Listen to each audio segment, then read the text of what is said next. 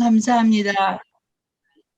하나님께서 저희들 너무 사랑해 주시고 오늘도 또 귀한 우리 이이상 목사님 모시고 이제 예배소서 공부를 시작합니다.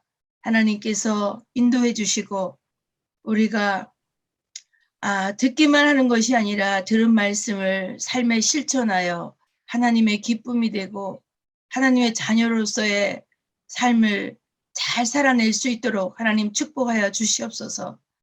이제 하나님께서 날마다 성령으로 인도하시는 그 음성을 들어서 그대로 순종할 수 있도록 도와주시고, 하나님 아버지, 이 어려운 시기에 나라와 민족과 모든 세계 열방을 위하여서 기도함으로 하나님께서 원하시는 하나님의 나라가 온 지구촌 가운데 이루어지는데 저희들이 또 맡은 역할을 잘 감당할 수 있도록 하나님께서 축복하여 주시옵소서. 우리 이상 목사님 이제 지금부터 시작하여 14주 동안 말씀 가르치실 때 하나님께서 성령님으로 인도하여 주시고 성령님께서 하시고 싶은 모든 말씀을 그 입술에 담아주셔서 마음껏 하나님 아버지 또 저희들에게 전해주실 수 있도록 축복하시고 성령 안에서 어떠한 어려움도 없도록 축복하여 주시기를 간절히 소망합니다. 이곳에 모인 우리 모두가 하나님 십자가의 전사로서 그 사명을 잘 감당할 수 있도록 인도하여 주시고 어떤 어려움도 우리를 만지거나 우리를 또 이 말씀을 듣지 못하도록 방해하지 않도록 하나님께서 축복하여 주실 것을 믿습니다. 하나님 아버지, 처음 시작하는 시간이 오니 아버지 하나님께서 이제 우리가 이 과정을 잘 마칠 수 있도록 하나님 인도하여 주시고 축복하여 주시옵소서. 감사를 드리옵고 예수님의 이름으로 기도드리옵나이다. 아멘. 아멘. 감사합니다. 할렐루야. 제가 화면 공유하겠습니다. 네네.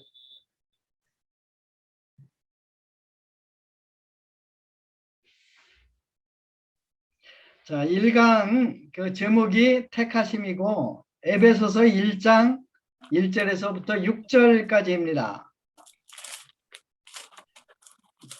그 1장 먼저 본문을 목사님 요거를 슬라이드 쇼로 눌러주세요. 그러면 제 얼굴이 안 보이니까 그리고 하시는 분들이 안 보이니까 이렇게 하는 것도 괜찮은 것 같아요. 아니 보여요. 그래요? 네. 불필요한 설명이 지금 많이 나오는데 슬라이드 쇼 눌러보세요. 그 다음에 현재 슬라이드부터. 예, 됐네요. 네, 화면 보이죠? 예. 네, 예, 이렇게. 예. 네. 우리 원영 목사님, 원영 형님께서 우리 에베소 1장 1절에서 6절까지 한번 읽어주시기 바랍니다. 감사합니다. 에베소 1장 1절부터 6절. 하나님의 뜻으로 말미암아 그리스도 예수의 사도된 바울은 에베소에 있는 성도들과 그리스도 예수 안에 있는 신실한 자들에게 편지하노니 하나님 우리 아버지와 주 예수 그리스도로부터 은혜와 평강이 있을지어다. 찬송하리로다. 하나님 곧 우리 주 예수 그리스도의 아버지께서 그리스도 안에서 하늘에 속한 모든 신령한 복을 우리에게 주시되 곧 창세전에 그리스도 안에서 우리를 택하사 우리로 사랑 안에서 그 앞에 거룩하고 흠이 없게 하시려고 그 기쁘신 뜻대로 우리를 예정하사 아이고 잘못했네. 이거 예정하사 예. 예정하사 예수 그리스도로 말미암아 자기의 아들들이 되게 하셨으니 이는 그가 사랑하시는 자 안에서 우리에게 거저 주시는 바 그의 은혜의 영광을 찬송하게 하려는 것이라. 아멘. 아멘. 이거 잘못 눌렀더니 그냥 벌써 넘어갔네요. 사도 바울은 3번 선교 여행을 했습니다. 1차 선교 여행 때는 소아시아, 지금 터키 지역이죠. 이곳을 이제 큰 도시를 중심으로 교회를 세우며 복음을 증거했습니다. 2차 선교여행 때는 유럽으로 건너가서 빌립보 교회를 비롯해서 고린도 교회, 여러 교회를 세우고 복음을 증거했습니다. 그런데 3차 전도 여행은 그렇게 하지 않고 한 곳에 머물러서 3년 동안 그곳에서 제자를 양성합니다. 바로 그것이 에베소 도시입니다. 당시 에베소는 소아시아의 중요한 중심 도시 중에 하나였는데 특별히 아데미 신전이 있어서 그 당시 동양 종교의 중심 도시가 되었습니다. 아데미 신전은 세계 7대 기적적인 건축물에 속합니다. 그 신전은 높이가 20m, 넓이가 70m, 길이가 130m나 되는 거대한 신전으로 세계 각 나라에서 수많은 순례자들이 그곳에 몰려와 풍요의 여신 아데미를 경배합니다. 따라서 그 신전 주위에는 수많은 호텔이 있었고 우상 조각상을 파는 고급 상점들이 즐비하게 늘어져 있었습니다. 사도 바울은 이 우상의 도시 에베소를 복음화하고자 결단합니다. 그리고 두란노라는 서원을 빌려서 그곳에서 2년 내지 3년 동안 매일 제자들을 가르치셨습니다. 대사도 바울이 한 곳에 머물러서 3년 동안이나 몇 명 제자들을 놓고 가르치는 것이 어떻게 보면 낭비이고 답답하게 보일 수도 있었습니다. 그런데 사도행전 19장을 보면 그 결과는 정말 놀라웠습니다. 3년 후 우상 숭배 도시 에베소가 완전히 뒤집어집니다. 마술을 행하던 사람들이 회개하고 은 5만, 이걸 한국 돈으로 환산하니까 약 20억 원에 해당되는 돈이에요. 그 많은 책을 20억 원에 해당되는 책을 불태우고 해결을 합니다. 우상 장인들이 파산을 할까 두려워서 바울을 죽이고자 소동까지 일으킵니다. 그뿐이 아닙니다. 바울이 양육한 제자들이 소아시아 전체에 퍼져서 복음을 증거해서 아시아 전체가 복음을 들었다고 사도행전 19장 10절은 말하고 있습니다. 이 강력한 말씀의 역사를 통해서 사도 바울은 이제 내가 로마도 보아야겠다 하는 비전과 확신에 불타올랐습니다. 그의 비전대로 그는 지금 로마에 있습니다. 그러나 자유의 몸이 아니라 죄수로 갇혀 있습니다. 그러나 그는 죄수지만 조금도 슬퍼하지 않습니다. 오히려 우리 그 옥중 서신을 보면, 특히 에베소 서신을 보면 은혜와 기쁨과 능력이 충만하고 마치 사도 바울이 천국에 앉아 있는 것처럼 행복해 보입니다. 2장 6절을 보십시오. 2장 6절을 보면 PPT 내려주세요. 예, 아니 아직 안 갔어요. 그래요? 2장 6절 우리 원희영 목사님 한번 읽어주실래요? 예. 2장 6절.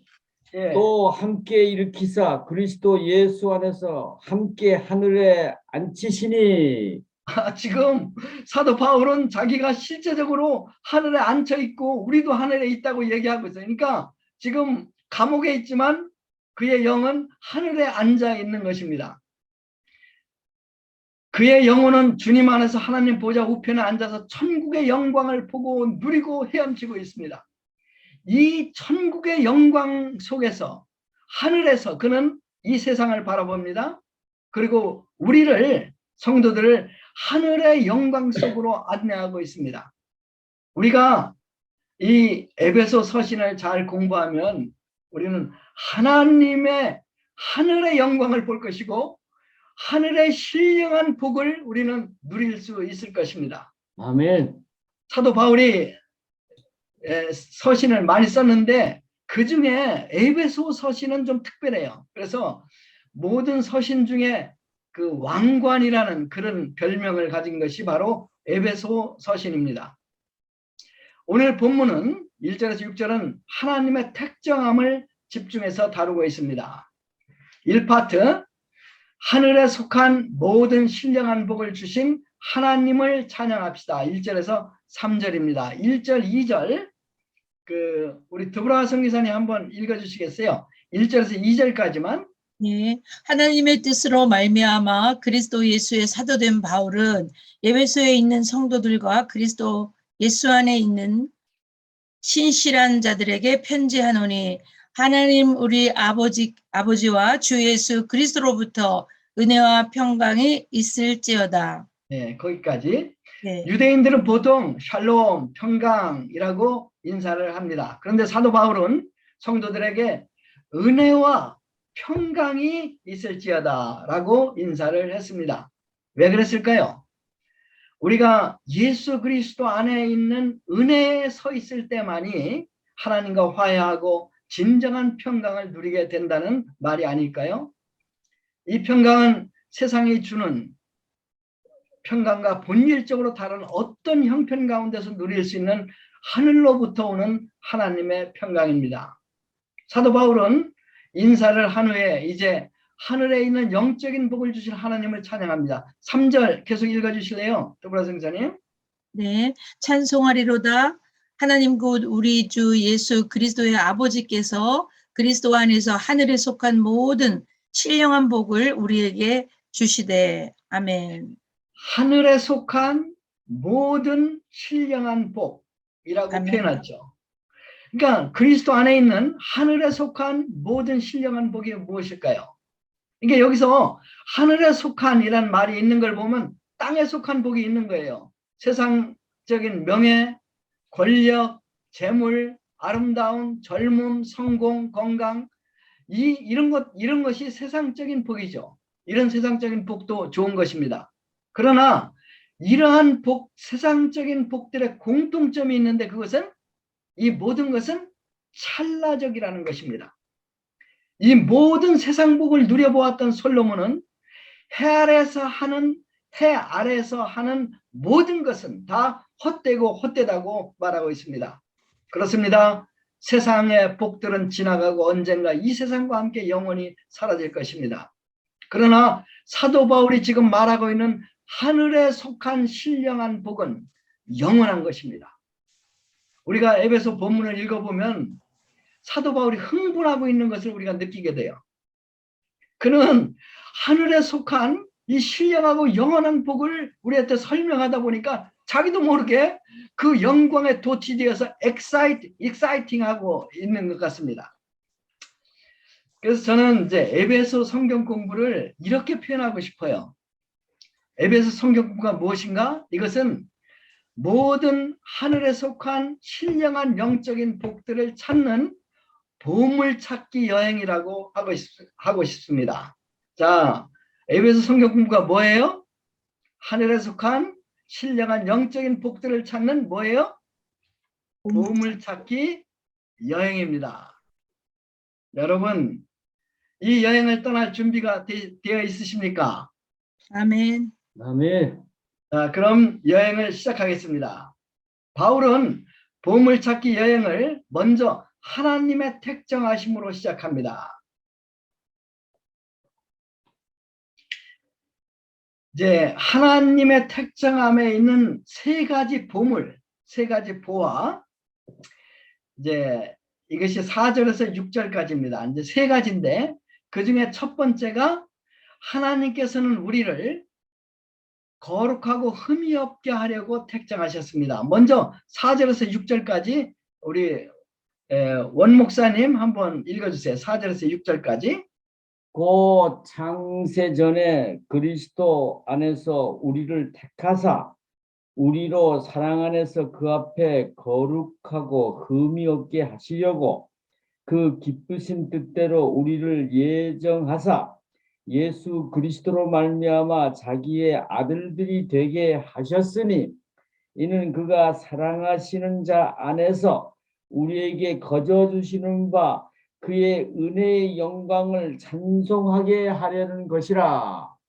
예, 첫 번째가 뭐냐면 여기 이제 요 4절에서 6절까지 세 가지가 들어있는데 첫 번째가 뭐냐면 하나님께서 우리를 거룩하고 흠이 없게 하시려고 택정하셨습니다. 입니다. 4절 말씀이죠. 4절 두브라 선교사님 한번 읽어주세요.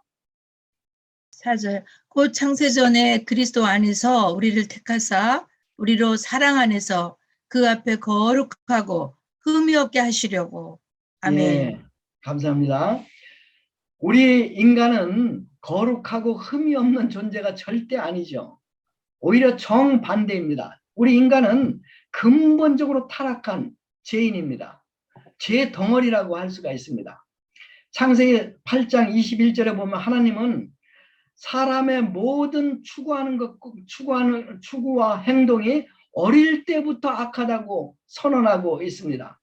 예수님도 비슷한 말씀하셨습니다. 마태복음 15장에 보면 인간의 마음에서 나오는 것이 우리를 더럽게 하는데 그것은 모든 악한 생각, 살인, 간음, 음란, 도적질, 거짓 증거, 그리고 해방이라고 말씀하십니다. 모든 것이 마음에서 나오는데 마음이 부패했다는 것입니다. 마음이 부패했기 때문에 인간의 존재 자체가 완전히 이제 부정하다는 말입니다. 그런데 4절에 보면 곧 창세전에 그리스도 안에서 우리를 택하사 우리로 사랑 안에서 그 앞에서 거룩하고 흠이 없게 하려고 택하셨다는 말입니다. 하나님께 우리를 택하시는 그 이유는 우리로 사랑 안에서 그 앞에서 거룩하고 흠이 없게 하려고 하심이라고 말씀하십니다. 정말 믿어지지 않는 말씀입니다. 우리의 전 존재가 나병 환자처럼 부정해진 우리가 완전하게 깨끗해진다는 것입니다. 이제 그것도 여기 보면 이제 표현을 보면 그 앞에서 거룩하고 흠이 없게 하시려고 이런 표현이 있어요. 그 앞에서. 하나님 앞에서. 그러니까 사람 앞에서는 우리가 이제 위선도 떨 수 있고 그러니까 뭐 조금 이제 거룩하게 보일 수 있는 거예요. 그러나 하나님 앞에서는 완전하게 거룩하든가 아니면 거룩하지 않든가 둘 중에 하나예요. 근데 우리가 그 하나님 앞에서 완전히 거룩하고 흠이 없게 되려고 하나님께서 우리를 택하셨다는 것입니다. 자, 그것이 어떻게 가능할까요? 4절에서 이렇게 대답하죠. 이제 그 원어 성경에 보면 헬라 성경에 보면 그리스도 안에서가 먼저 나와요. 창세전보다. 그러니까 그리스도 안에서 이게 답이에요. 그러니까 사도 바울은 그리스도 안에서를 강조해요. 예수 그리스도 안에서 우리를 택정하시고 우리가 예수 그리스도 안에서만이 거룩하고 흠이 없게 된다는 말입니다. 예수님께서는 우리의 모든 죄를 대신 지시고 우리 대신 죽으시고 부활하셨습니다. 그래서 이 부활하신 예수님 안에 우리가 있을 때 우리는 하나님 앞에서 완전히 거룩하고 흠이 없는 존재가 됩니다. 이것을 김은성 목사님이 강의에서 굉장히 강조하셨죠. 김지국 목사님도 마찬가지고. 자, 우리는 그리스도 안에 있습니까? 아멘. 그러면 우리는 완전히 흠이 없고 이제 거룩한 존재입니다. 아멘. 그러면 하나님께서 우리를 택정하신 때가 언제인가 한번 살펴보겠습니다. 자, 언제 우리를 택정했다고 얘기해요? 창세전이라고 얘기해요. 창세전. 해와 달을 창조하기 전에 우주가 창조되기 전에 하나님께서는 우리를 그 앞에서 거룩하고 흠이 없게 하려고 택정하셨다고 했어요. 창세전에 우리를 택정하셨다고 사도 바울이 말을 하는 거예요. 믿어지지 않는 놀라운 말씀 선포죠. 이 말씀을 근거해서 볼 때 우리는 창세전에 이미 존재했어요. 어디에 존재했어요? 하나님의 생각과 계획 속에 우리가 이미 존재했었다는 것을 알 수 있습니다. 그리고 하나님께서 우리를 먼저 생각하시고 우리를 택하시고 그 다음에 우주를 우리를 위해서 창조하셨어요. 부모들은 원래 아이들이 태어나기 전에 아이들이 태어날 방을 준비하고 옷도 준비하고 그렇게 합니다. 이제 저희들이 이제 40년 만에 이제 한국에 왔는데 이제 그 한국에 들어오기 전에 이제 저희들이 살 집을 이제 그 준비했어요. 그런데 이제 오래된 집이라 그냥 집이 엉망이었어요. 근데 저희 어머님하고 제 여동생이 이제 사람들을 시켜갖고 아주 기가 막히게 리모델링해서 새집같이 꾸며 놓아서 저들이 부족한 것이 없이 이것을 살 수 있었습니다. 할렐루야. 그와 비슷한 일을 우리 하나님께서 하신 것입니다. 우리가 태어나기도 전에 하나님께서는 우리를 위해서 온 우주를 준비하시고 창조하셨습니다. 이런 면에서 우리 한 사람 한 사람은 온 우주보다도 더 귀중하고 소중한 존재입니다. 마틴 루터가 신학교 교수였어요. 이제 신학 강의를 하고 있었습니다. 근데 한 여학생이 저 뒤에서 이제 손을 탁 들었어요. 루터 교수님 질문이 있어요. 이제 루터 교수가 무슨 질문이냐 그랬더니 하나님께서 창조 전 그 영원한 시간 속에서 무엇을 하셨나요? 이렇게 물었어요. 그러니까 이제 루터가 이제 거기에 대해서 이렇게 대답했어요. 하나님께서 엘베 강가로 가서 곧다의 질문하는 여학생을 위해서 버드나무 가지로 책찍을 만들고 있었습니다. 이렇게 대답을 했어요. 할렐루야. 자, 저도 여러분에게 똑같은 질문을 하겠습니다. 하나님은 창세전에 무슨 일을 하셨을까요? 원 목사님, 하나님은 창세전에 영원한 시간이 있었는데 그 시간 동안에 무엇을 하셨을까요? 오늘 본문에 답이 있어요.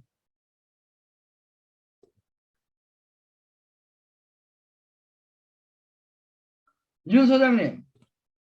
우리를 택정하사 택하실 예, 그렇죠. 우리를 생각하고 계신 거예요. 우리를 생각하고 우리를 택정한 거예요. 오늘 본문에 근거한 정답은 하나님께서 우리를 생각하시고 우리를 예수 그리스도 안에서 택정했습니다. 이것이 정답이죠. 할렐루야. 다른 어떤 것이 존재하기도 전에 우리를 향한 하나님의 사랑이 먼저 있었습니다. 우리는 내일 어떤 일이 일어날지 모릅니다. 우리 가족들에게 또 여러분들의 사역에 어떤 어려운 문제, 어떤 기쁜 일이 생길지 우리는 모릅니다. 그러나 우리가 100% 확신할 수 있는 것은 하나님께서 우리를 사랑하신다는 것입니다. 그러므로 그가 우리 인생과 사역을 인도하시고 그의 특정한 목적대로 반드시 이루실 것을 우리가 믿습니다. 하나님은 가장 먼저 우리를 예수 그리스도 안에서 그의 피로 깨끗하게 하사 거룩하고 흠이 없는 존재로 만드셨습니다. 이것이 첫 번째예요. 두 번째 택정 목적이 있어요. 자, 5절 말씀 우리 두브라 선생님 아직 읽어 주실 수 있겠어요? 네네. 그 기쁘신 뜻대로 우리를 애정하사 예수 그리스도로 말미암아 자기의 아들들이 되게 하셨으니. 아멘. 아멘. 자기 아들들이 되게 하셨다는 말은 이제 그 그리스 말 양자로 입양했다는 말이에요. 양자로 입양했다 이런 말이에요. 그러니까 우리는 하나님의 자녀가 아니었죠. 6절 7절에 보면 왕이신 하나님께서 그의 영광과 은혜로 우리를 사면했다고 나오죠. 또 속량했다고 나와요. 그러니까 이 말은 우리가 사형 언도를 받은 죄수요 또한 그 죄의 노예였다는 것을 의미하죠.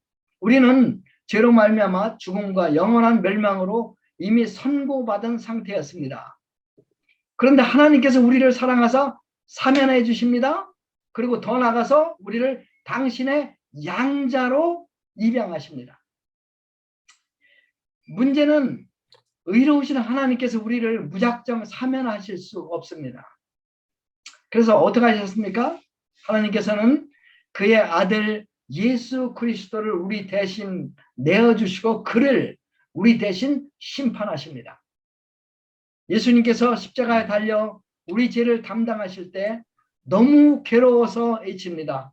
나의 하나님, 나의 하나님, 어찌하여 나를 버리시나이까? 이제 이 말을 듣고 하나님은 선택했어야 됐어요. 하나님, 당신의 아들을 택하든가 아니면 우리를 택해서 구하든가 둘 중에 하나 택해야 되는데 하나님께서는 당신의 독생자를 버리시고 우리를 구하십니다. 이 크신 은혜로 우리는 하나님의 자녀가 되었고 하나님의 보호하심과 인도와 양육을 받고 있습니다. 하나님 아버지를 알아가고 하나님 아버지와 교제하고 하나님께 기도할 수 있게 되었습니다. 그뿐이 아닙니다. 우리가 자녀이면 그리스도와 함께 상속자가 되었습니다. 그렇습니다. 하나님께서는 우리를 당신의 자녀로 삼으셨습니다. 이것이 택정함의 두 번째 목적입니다. 이제 세 번째 택정함의 목적을 살펴보겠습니다. 자, 세 번째. 자, 6절 말씀. 우리 도라선생님 아직 시간 있으시면 읽어주시고. 네네. 네. 이는 그가 사랑하시는 자 안에서 우리에게 거저 주시는 바 그의 은혜의 영광을 찬송하게 하려는 것이라. 아멘. 자, 최종 목적이 뭐예요? 그의 은혜를 찬송하게 하시려고. 찬송이에요. 찬송. 그러니까 이것이 구원의 최종 목적이 뭐냐면 하나님을 찬양하는 거예요. 하나님께서는 우리로 주 안에서 받은 그 엄청난 은혜를 찬양하도록 예정하셨습니다. 택정하셨습니다. 이 요 말은 지금 이제 찬송하게 우리를 예정했다는 말은 12절에서도 반복되고 14절에서도 또 반복이 돼요. 하나님의 자녀는 찬양하는 자들이 되어야 합니다. 우리는 영원토록 그의 사랑하시는 자, 즉 예수 그리스도 안에서 거저 주신 그 큰 은혜를 찬양하고 하나님을 높이고 예수님을 노래해야 합니다. 바로 이것이 은혜의 목적이고 택정함의 궁극적인 목적이라고 할 수 있습니다. 배한호 성사님은 매일 아침 일어나면 찬송을 몇 곡 해요? 7곡. 예, 7곡을 하고 큐티 하신다 그러죠. 그래서 이제 저도 오늘 아침에 일어나가지고 그냥 찬송가를 먼저 7곡을 온 마음을 해서 불렀더니 마음이 굉장히 기쁜 거예요. 그래서 우리 모두 참 하나님의 택한 받은 자로서 하나님의 은혜를 증거하고 또 하나님의 은혜를 찬양하고 노래하는 자가 되기를 기도합니다. 이 하나님을 마음껏 찬양하고 노래하고 감사할 때 우리는 성령 충만하게 됩니다. 성령 충만하면 우리는 행복하고 또 능력 있는 삶을 살게 될 것입니다. 자,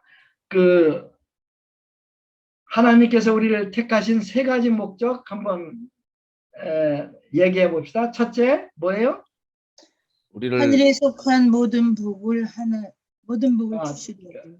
그거는 이제 복을 주셨죠. 근데 택정함의 세 가지 목적이 뭐죠? 네. 첫째가 거룩하고 흠이 없게 하시려고. 그렇죠. 우리를 완전하게 의롭게 하도록 완전한 제사. 그 두 번째가 뭐예요? 아들들이 되게 하시고 당신의 자녀로 하나님의 자녀로 양자 삼는 것. 그래서 하나님의 상속자로 만드는 것. 이것이 택정함의 두 번째 목적이에요. 세 번째 목적이 뭐예요? 찬양. 하나님을 찬송하게 하려. 하나님을 찬송하는 것입니다. 기도하겠습니다. 하나님 아버지 감사합니다. 하나님께서 참 죄로 말미암아 영원히 지옥에 떨어질 저희들을 긍휼히 여기시고 이제 예수 그리스도 안에서 저희들을 택정하여 주신 것을 감사합니다. 그것도 창세 전에 하나님께서 저희들을 택정하셨습니다. 하나님의 사랑이 너무 큽니다. 저희들이 무엇이건데 저희들이 하나님의 자녀가 되고 완전한 제사함을 받고 이 땅에서 하나님을 찬양하는 삶을 살게 하시는지요. 하나님, 저희들이 이 택정함에 이 부르심에 합당하게 이 땅에서 살 수 있도록 은혜 허락하여 주십시오. 저희들이 오늘 하루 온전히 하나님을 찬양하는 하루가 되게 도와주시길 간절히 기도합니다. 감사합니다. 예수님의 이름으로 기도했습니다. 아멘. 아멘.